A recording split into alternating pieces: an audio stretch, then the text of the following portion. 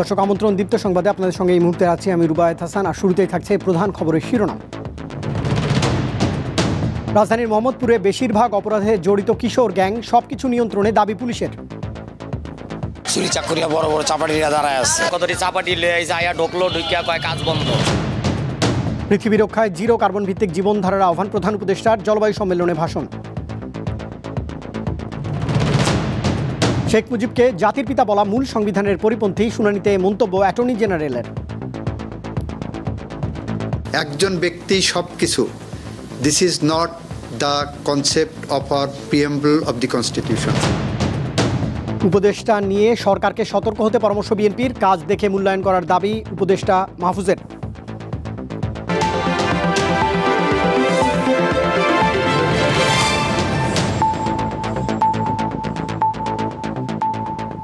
এবারে পুরো আয়োজন। সন্ত্রাসীদের অবাধ বিচরণ ক্ষেত্র হয়ে উঠেছে রাজধানীর মোহাম্মদপুর এলাকা। চাঁদাবাজি, মাদক কারবারি ও ছিনতাইয়ের মতো বেশিরভাগ ঘটনার সঙ্গে জড়িত চিহ্নিত সন্ত্রাসী ও কিশোর গ্যাংয়ের সদস্যরা। গত ৩ মাসে অর্ধ শতাধিক অপরাধমূলক ঘটনা ঘটলেও থানায় অভিযোগ ও মামলা হয়েছে মাত্র 12টি।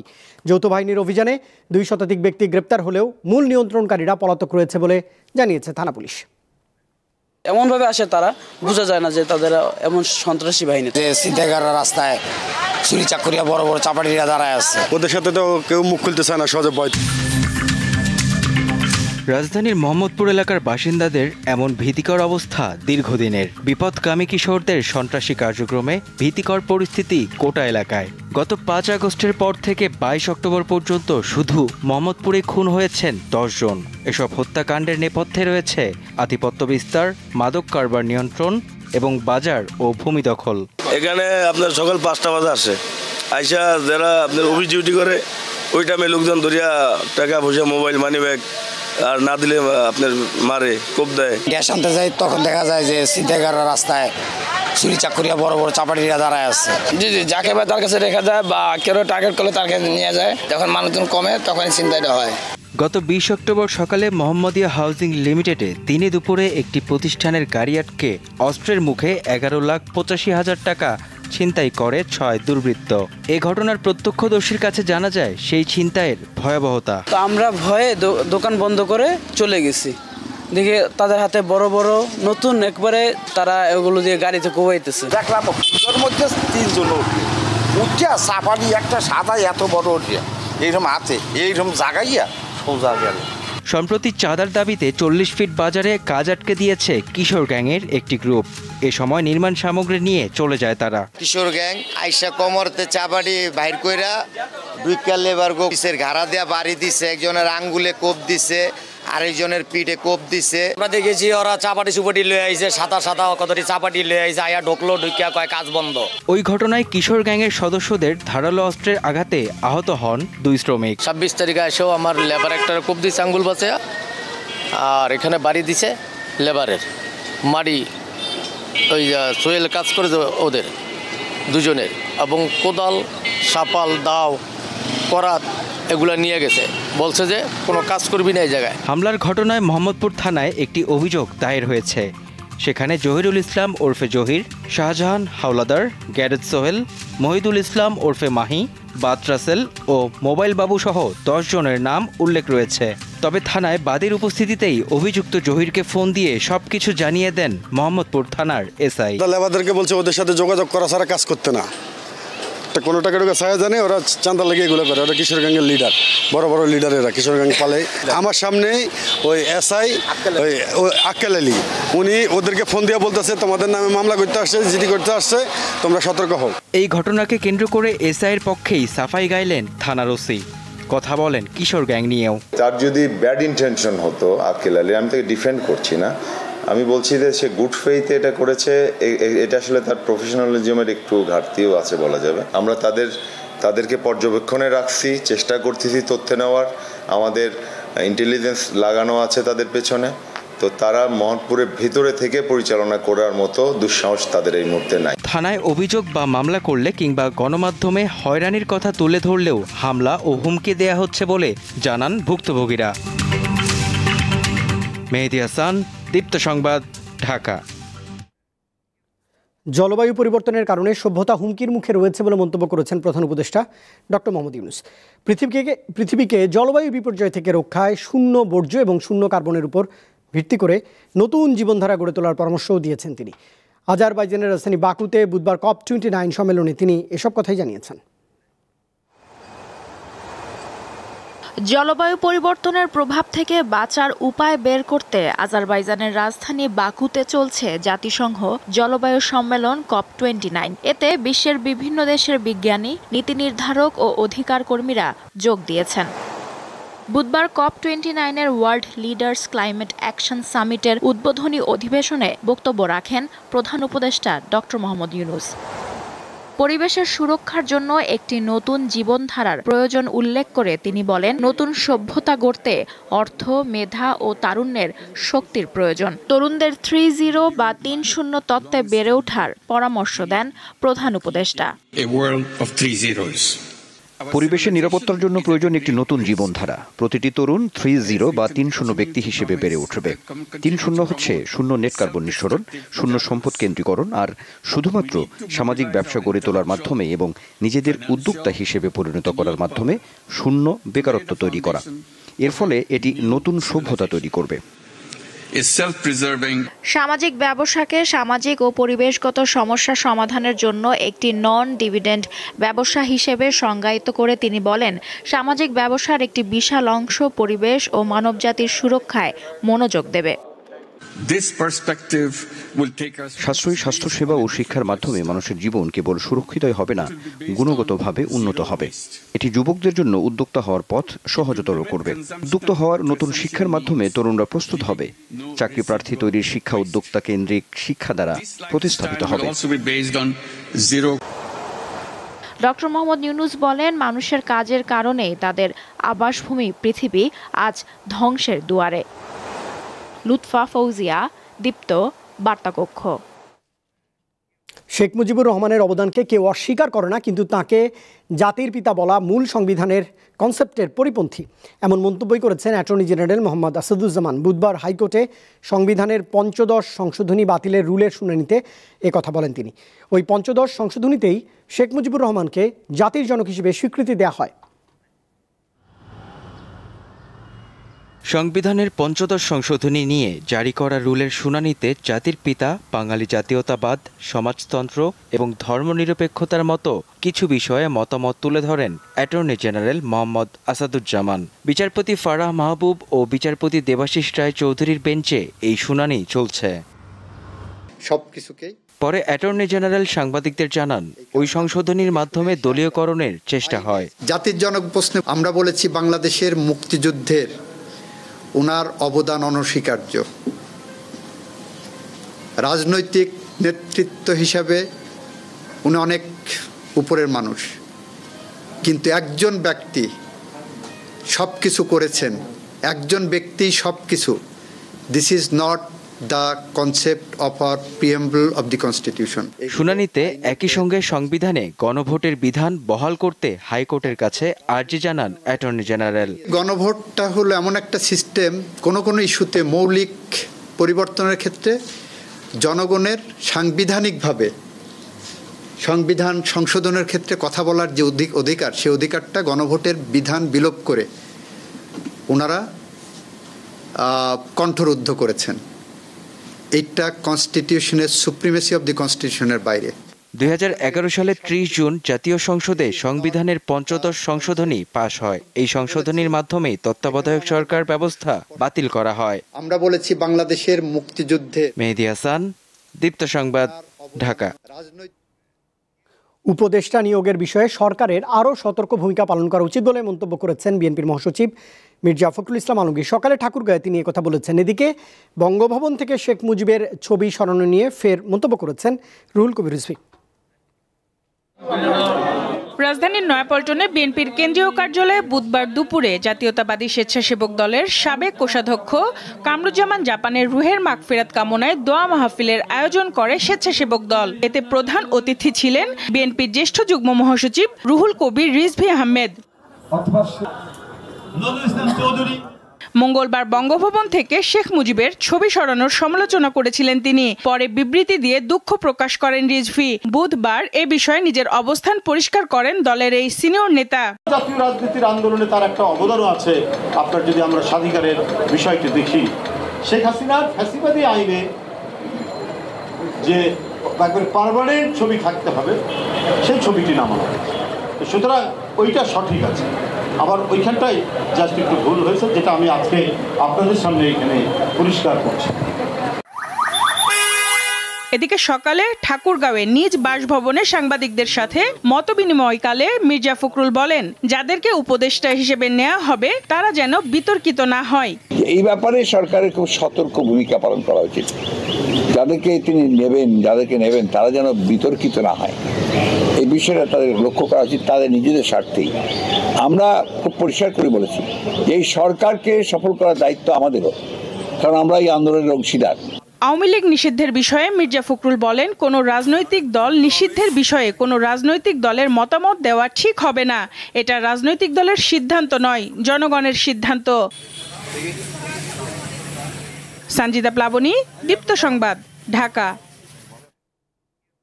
উপদেষ্টা মাহফুজ আলম বলেছেন, নতুন যাদের উপদেষ্টা পদে নিয়োগ দেওয়া হয়েছে জনগণ তাদের কাজ দেখে মূল্যায়ন করবে।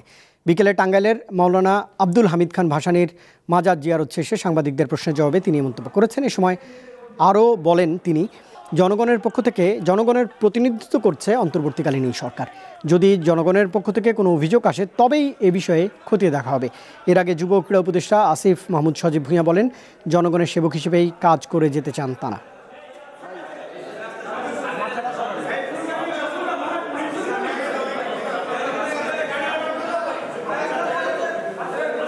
জনগণের দীর্ঘ লড়াইয়ে যারা প্রতিভু তারাই বা দীর্ঘ লড়াইয়ে যারা আমাদের সাথে ছিলেন তারা যেন থাকেন।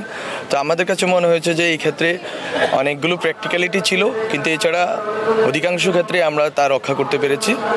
তো এটা আমি মনে করি বাংলাদেশের জনগণ এটা বিচার করবেন তাদের কার্যক্রম দেখে।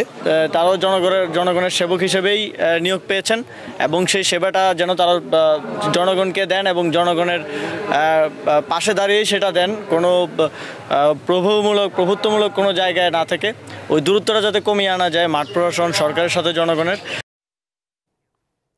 সুচিকিৎসার দাবিতে রাজধানীর জাতীয় অর্থোপেডিক হাসপাতালের সামনে সড়ক অবরোধ করে বিক্ষোভ করছেন গণঅভ্যুত্থানে আহতরা। স্বাস্থ্য উপদেষ্টা নুরজাহান বেগম, তথ্য উপদেষ্টা নাহিদ ইসলাম, যুব ক্রীড়া উপদেষ্টা আসিফ মাহমুদ সজীব ভূঁইয়া এবং সমাজ কল্যাণ উপদেষ্টা শারমিন মুর্শিদকে ঘটনাস্থলে উপস্থিত হওয়ার আলটিমেটাম দেন তারা। এরই মধ্যে বৈষম্য বিরোধী ছাত্র আন্দোলনের সমন্বয়ক হাসনান আবদুল্লাহ সেখানে পৌঁছে আন্দোলনকারীদের সঙ্গে কথা বলেছেন। তবে বিক্ষোভকারীরা জানান, 4 উপদেষ্টাকে এসেই সমস্যার সমাধান দিতে হবে। যতদিন পর্যন্ত দাবি পূরণ হবে না ততদিন আন্দোলন চলবে।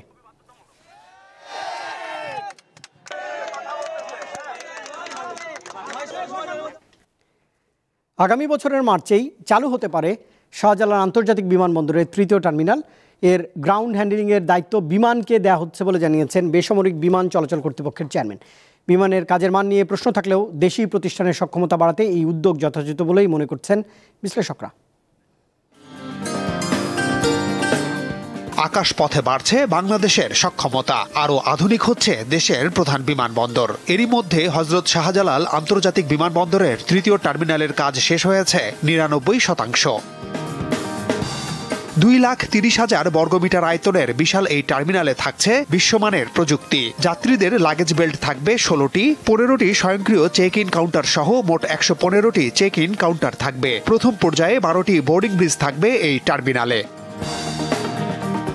বেসামরিক বিমান চলাচল কর্তৃপক্ষ জানিয়েছে, শাহজালালের পুরনো 2টি টার্মিনাল দিয়ে বছরে 80 লাখ যাত্রীকে সেবা দেয়া যায়। 3য় টার্মিনালের যাত্রী ধারণ ক্ষমতা হবে বছরে 1,60,00,000। বর্তমানে হযরত শাহজালাল বিমানবন্দরের গ্রাউন্ড হ্যান্ডলিং এর কাজ করছে বিমান বাংলাদেশ এয়ারলাইন্স। তাদের সেবার মান নিয়ে যাত্রী ও বিভিন্ন এয়ারলাইন্সের মধ্যে অসন্তোষ থাকলেও নতুন টার্মিনালেরও দায়িত্ব পাচ্ছে সংস্থাটি। 2 বছরের জন্য বিমান করবেন, তারপরে ওনাদের পারফরমেন্স দেখা হবে এবং আমার মনে হয় যে বিমান ছাড়ার প্রস্তুতি নিয়েছে স্বাধীনতার পর থেকে তারা এটা করছে। যেহেতু স্পেশাল পারপাস জাপানিজ কোম্পানির সাথে কাজ করবেন, ইন্টারন্যাশনাল স্ট্যান্ডার্ডটা আমরা চাচ্ছি, সেই স্ট্যান্ডার্ডে ইনশাল্লাহ আশা করছি ওনারা করতে পারবেন। বিষয়টিকে ইতিবাচকভাবে দেখছেন বিশ্লেষকেরা। গ্রাউন্ড হ্যান্ডলিং বিষয়টা আসলে অনেকটা জটিল আমি মনে করি, কারণ এটা শুধুমাত্র কার্গো হ্যান্ডলিংয়ের ব্যাপার না, এখানে যাত্রী, লাগেজ এবং আমাদের টার্মিনালের মধ্যে যে ট্রান্সফার এবং এয়ারক্রাফট টু এয়ারক্রাফট ট্রান্সফারের যে বিষয়গুলো, সেই জায়গায় আমাদের আসলে শেখার অনেক কিছু আছে। তো সাময়িক যদি আমরা যৌথভাবে কাজ করি তাহলে আমাদের মধ্যে যে প্রশিক্ষণের দরকার আছে আমাদের জনবলে, সেটা তৈরি হয়ে যাবে। বেসামরিক বিমান চলাচল কর্তৃপক্ষ জানিয়েছে, তৃতীয় টার্মিনাল ঘিরে আগ্রহ বাড়ছে বিদেশি এয়ারলাইন্সগুলোর। সক্ষমতা আরও বাড়াতে হজরত শাহজালালের পুরনো দুটি টার্মিনাল সংস্কারে হাত দেবে সরকার। মাহমুদ শাওন, দীপ্ত সংবাদ, ঢাকা। আশুলিয়ায় জীবিত স্বামীকে গণঅভ্যুত্থানে মৃত দেখিয়ে মামলার অভিযোগ উঠেছে। এতে শেখ হাসিনা সহ 130 জনকে আসামিও করা হয়। তবে মামলা দায়েরের 1 মাস পর থানায় এসে হাজির সেই মৃত আখ্যা পাওয়া আলামিন মিয়া। জীবিত থাকার বিষয়ে বিকেলে আদালতে জবানবন্দিও দিয়েছেন আলামিন। গত 24 অক্টোবর ক্ষমতাচ্যুত প্রধানমন্ত্রী শেখ হাসিনা সহ 130 জনকে আসামি করে ঢাকা চিফ জুডিশিয়াল ম্যাজিস্ট্রেট আদালতে একটি হত্যা মামলা দায়ের করেন কুলসুম বেগম নামে এক নারী। ওই মামলা গত 8 নভেম্বর ঢাকার আশুলিয়া থানায় এজাহারভুক্ত হয়। মামলায় কুলসুম বেগম তার স্থায়ী ঠিকানা উল্লেখ করেন মানিকগঞ্জ জেলার ঘিওর উপজেলার স্বল্প সিংজুরি বাংলা গ্রামে, আর বর্তমান ঠিকানা আশুলিয়ার জামগড়া এলাকায়। মামলার এজাহারে লেখা হয়, গত 5 আগস্ট শেখ হাসিনা সরকারের পতনের পর বিকেল 4টার দিকে আশুলিয়ার বাইপাইলে বিজয় মিছিলে অংশ নেন আলামিন। তবে পরাজয় মানতে না পেরে আওয়ামী লীগের সন্ত্রাসী বাহিনী নির্বিচারে গুলি চালালে বাদীর স্বামী আল আমিন গুলিবিদ্ধ হয়ে নিহত হন। কিন্তু সেদিন গুলিবিদ্ধ হয়ে আল আমিনের মৃত্যু হয়নি। তখন তিনি সিলেটে গ্রামের বাড়িতে অবস্থান করছিলেন। স্ত্রীর এমন কর্মকাণ্ডে হতবাক আল আমিন। গত 3-4 দিন আগে একজন আমার ফোন দিয়ে বলল যে উনাদের নামে মামলা করা হয়েছে, আমি মারা গেছি, আমার 5 তারিখের আন্দোলনে গুলি করে মারা হয়েছে, এটা বইলা উনাদের নামে মামলা করা হয়েছে। জীবিত স্বামীকে মৃত বলে মিথ্যা মামলা দায়েরের জন্য বাদী কুলসুম বেগমকে আইনের আওতায় আনা হবে বলে জানিয়েছে পুলিশ। এটা বের হয়ে আসে যে সে আসলে যে কুলসুমের স্বামী আলামিন আসলে মারাই যায় নাই। তখন আমরা গতকালকে যখন এটা জানতে পারি যে এরকম অবস্থা, তখন আমরা আলামিনকে সিলেট থেকে আমরা উদ্ধার করার পরে আলামিনকে আমরা বর্তমানে থানা হেফাজতে আছে। আজকে আমরা তাকে বিজ্ঞ আদালতে প্রডিউস করব। শুধু এটিই নয়, সাভার ও আশুলিয়া থানায় জুলাই গণহত্যার ঘটনায় মোট মামলা হয়েছে 84টি। শুধু হয়রানি করতেই এসব মামলায় অনেককে আসামি করা হয়েছে বলে জানান ভুক্তভোগীরা। হঠাৎ করে হয়তোবা ব্যক্তি আক্রোশ, আমি আসলে বোধগম্য নয় যে কি কারণে যেন আমরা দুইটা মামলার সাথে 3টা মামলার সাথে আমি, আমার ছোট ভাই এবং আমার ছোট চাচা 3টা মানুষ আমরা জড়িত হয়ে গেছি। এমন অবস্থায় এই সকল মামলায় আমি আশুলিয়া থানা বিএনপির সাধারণ সম্পাদক হয়েও আমাকে এবং আমার নেতা কর্মীদের বিরুদ্ধে ষড়যন্ত্রমূলক মামলা থানা এবং বিচারিক আদালতে মামলা দায়ের করা হয়েছে। আইনজীবীরা বলছেন, মিথ্যা মামলা দায়ের ও মিথ্যা মামলার সাক্ষীদেরও জেল জরিমানার বিধান রয়েছে। যে ইনফরমেশনটা যার কাছে আছে, অর্থাৎ মামলার বাদী, এই মিথ্যা মামলার জন্য দণ্ডবিধি 1860 211 ধারায় সুস্পষ্টভাবে শাস্তির বিধান রয়েছে, যেখানে এই মিথ্যা মামলার জন্য 7 বছরের জেল ও জরিমানার বিধান রয়েছে। এর আগে মিথ্যা মামলা বা আসামি করার দায়ে কয়েকজনকে গ্রেপ্তার করা হয়েছে বলেও জানান পুলিশ। দীপ্ত, বার্তা কক্ষ। আসছে নতুন বছরে বই পেতে সমস্যা হবে না শিক্ষার্থীদের। বই ছাপাতে প্রয়োজনীয় কাজের একটি প্রস্তাব অনুমোদন দিয়েছে ক্রয় সংক্রান্ত উপদেষ্টা কমিটি। বিকেলে সচিবালয়ে সরকারি ক্রয় সংক্রান্ত উপদেষ্টা কমিটির নিয়মিত বৈঠকে এই অনুমোদন দেওয়া হয়। পরে অর্থ উপদেষ্টা জানান, মাধ্যমিক ও কারিগরি উভয় মাধ্যমে বই দেওয়া হবে। এক প্রশ্নের জবাবে উপদেষ্টা জানান, দ্রব্যমূল্য কমতে সময় লাগবে। আগের সরকারের নৈরাজ্যের কারণেই বাজারে এমন পরিস্থিতি তৈরি হয়েছে বলেও জানান তিনি। বিগত সরকারের অনেক বকেয়া অন্তর্বর্তীকালীন সরকারকে পরিশোধ করতে হচ্ছে বলেও তিনি জানিয়েছেন।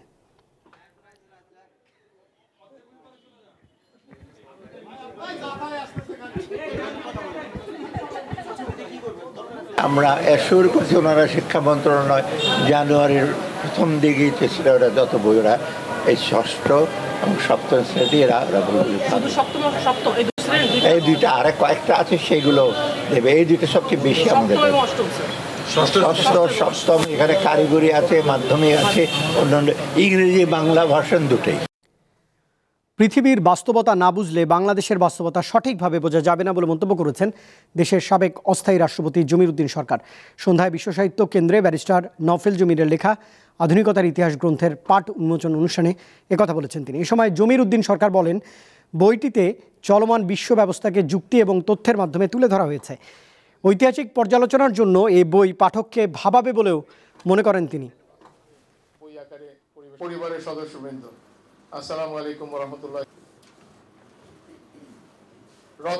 বিশিষ্ট আইনবিদ এবং বিএনপির আন্তর্জাতিক চলার পথে সময়ের সঙ্গে টেকনোলজির পাশাপাশি জ্ঞান চর্চা এবং চিন্তাধারার যে বিশাল এক পরিবর্তন, এর সঙ্গে তার প্রমাণ আধুনিকতার ইতিহাস। প্র্যাকটিক্যালি আধুনিকতা এর এক্সটেন্ড কতটুকু, কিভাবে চললে কি হবে, এটা বই আকারে আমি কিন্তু অন্য আর কোনো বই দেখিনি। শান্তির কথা বলেন, তিনি পরের দিন গিয়ে যুদ্ধ করেন। ডেমোক্রেসির কথা বলেন, তিনি আসলে ডিক্টেটরদেরকে পালেন। যারা ইকুয়ালিটির কথা বলেন, তারা আসলে রেসিজম এবং জেনোসাইডের সাথে জড়িত। বাংলাদেশ তো ভ্যাকিউমে না। বাংলাদেশের ভবিষ্যতে 30 বছর 50 বছর পাড়ি দিতে হবে সকল মহাশক্তির সাথে কাজ করে। কে কিভাবে পৃথিবী চালাতে চায় সেই জিনিসগুলো আমাদের জানতে হবে। একমতে আসতে পারবো আমি মনে করি যে তখন আমরা ভবিষ্যতের পরিকল্পনা একসাথে সুন্দরভাবে করতে পারবো ইনশাআল্লাহ। আঞ্চলিক বৈষম্য নিরসনে 3 দফা দাবিতে আন্দোলনে নেমেছে উত্তরবঙ্গের সাধারণ ছাত্র জনতা। দাবি আদায়ে সকালে ঢাকা রংপুর মহাসড়ক মডার্ন মোড়ে 1 ঘণ্টা অবস্থান কর্মসূচি পালন করেন আন্দোলনকারীরা। কর্মসূচি থেকে ডাকসুর সাবেক সমাজ সেবা সম্পাদক ও জাতীয় নাগরিক কমিটির সদস্য সচিব আক্তার হোসেনকে উপদেষ্টা নিয়োগের দাবিও জানানো হয়েছে। আন্দোলনকারীরা জানিয়েছেন, বৈষম্যের বিরুদ্ধে রংপুর থেকে আন্দোলন শুরু হয়, কিন্তু পুরো উত্তরাঞ্চল এখন বৈষম্যের শিকার। উন্নয়নের স্বার্থে রংপুর এবং রাজশাহী বিভাগ থেকে অন্তর্বর্তীকালীন সরকারের উপদেষ্টা নিয়োগের দাবি তোলেন কর্মসূচিতে অংশ নেয়া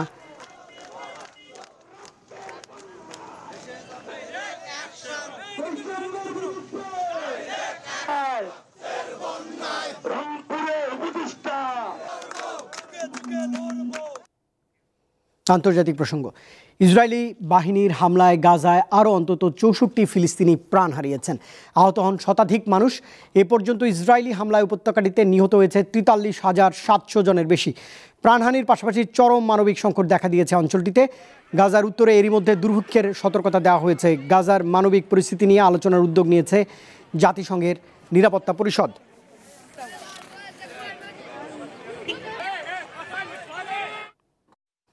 যুক্তরাষ্ট্রের নতুন প্রতিরক্ষামন্ত্রী হতে যাচ্ছেন ফক্স নিউজের জনপ্রিয় উপস্থাপক পিট হেগসেথ। মার্কিন সামরিক বিমান বাহিনীতে দীর্ঘদিনের কাজের অভিজ্ঞতাও রয়েছে হেগসেথে। বিভিন্ন গণমাধ্যম জানিয়েছে, যুক্তরাষ্ট্রের নবনির্বাচিত প্রেসিডেন্ট ডোনাল্ড জন ট্রাম্প প্রতিরক্ষামন্ত্রী হিসেবে পিট হেগসেথকে বেছে নিয়েছেন। স্থানীয় সময় মঙ্গলবার রাতে নিজের সামাজিক যোগাযোগ মাধ্যম ট্রুথ সোশ্যালে একটি পোস্টে নিজেই একথা জানিয়েছেন ট্রাম্প। ট্রাম্প তার পোস্টে লিখেন, পিট একজন বলিষ্ঠ এবং স্মার্ট ব্যক্তি। এর আগে ট্রাম্প তার প্রশাসনের স্বরাষ্ট্রমন্ত্রী হিসেবে সাউথ ডাকোটা অঙ্গরাজ্যের গভর্নর ক্রিস্টি নোয়েমের নাম ঘোষণা করেন।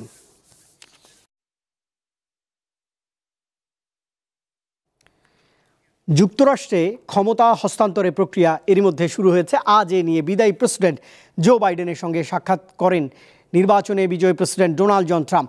এদিকে আগামী 20 জানুয়ারি হোয়াইট হাউস ছাড়বেন জো বাইডেন। এর আগে তিনি ডেমোক্র্যাট নেতৃত্বাধীন নীতি বিষয়, বিশেষ করে জলবায়ু উদ্যোগের অনুদান বরাদ্দ, ইউক্রেনে বেশি সহায়তা পাঠানোর সিদ্ধান্ত বাস্তবায়নে মনোযোগ দিতে পারেন, এমন তথ্য জানিয়েছে বিশ্বের আন্তর্জাতিক গণমাধ্যমগুলো। ডেমোক্র্যাটদের হাত থেকে রিপাবলিকানদের হাতে ক্ষমতার পালা বদলের মাস দুয়েক বাকি। 5 নভেম্বরে যুক্তরাষ্ট্রের প্রেসিডেন্ট নির্বাচনে জয় পেয়েছেন রিপাবলিকান ডোনাল্ড ট্রাম্প। আগামী বছর 20 জানুয়ারি ক্ষমতা হস্তান্তরের পালা জো বাইডেনের। তাই শেষ সময়ে এসে ডেমোক্র্যাট নেতৃত্বাধীন নীতিগুলো বাস্তবায়নে জোর দিচ্ছে বাইডেন প্রশাসন, যাতে ট্রাম্প প্রশাসন এসব নীতি বদলে ফেলার আগে যতটা সম্ভব এগিয়ে রাখা যায়। শেষ সময়ে এসে বাইডেন প্রশাসন দুটি বিষয়ে জোর দিতে পারে। এর একটি জলবায়ু উদ্যোগের জন্য অনুদান বরাদ্দ করা, অন্যটি ইউক্রেনে বেশি সহায়তা পাঠানো। বাইডেনের হাত ধরে পাশ হওয়া এবং ইতোমধ্যে কংগ্রেসের অনুমোদন পাওয়া 3টি গুরুত্বপূর্ণ আইনের বাস্তবায়নে কোটি কোটি ডলার খরচ করার বিষয়ে শেষ সময়ে আরও বেশি মনোযোগী দিতে পারে বিদায়ী প্রশাসন। এগুলো হলো দ্বিদলীয় অবকাঠামো আইন, চিপস এবং বিজ্ঞান আইন এবং মূল্যস্ফীতি হ্রাস আইন। ধারণা করা হচ্ছে রাষ্ট্র ক্ষমতার পালা বদলে আগের সপ্তাহগুলোতে এসে কার্যক্রম পরিচালনায় কংগ্রেসের পক্ষ থেকে বড় কোনো বিরোধিতার মুখোমুখি নাও হতে পারেন বাইডেন, কেননা এ সময় কংগ্রেসের বিদায়ী অধিবেশন চলবে। নাদিরা জাহান, দীপ্ত বার্তা কক্ষ। এই খবরের সঙ্গে শেষ করছি দীপ্ত সংবাদ। শেষ করার আগে প্রধান খবরের শিরোনাম জানাবো আরেকবার। রাজধানীর মোহাম্মদপুরে বেশিরভাগ অপরাধে জড়িত কিশোর গ্যাং, সবকিছু নিয়ন্ত্রণে দাবি পুলিশের। পৃথিবী রক্ষায় জিরো কার্বন ভিত্তিক জীবনধারার আহ্বান প্রধান উপদেষ্টার, জলবায়ু সম্মেলনে ভাষণ। শেখ মুজিবকে জাতির পিতা বলা মূল সংবিধানের পরিপন্থী, শুনানিতে মন্তব্য অ্যাটর্নি জেনারেলের। উপদেষ্টা নিয়ে সরকারকে সতর্ক হতে পরামর্শ বিএনপির, কাজ দেখে মূল্যায়ন করার দাবি মাহফুজের।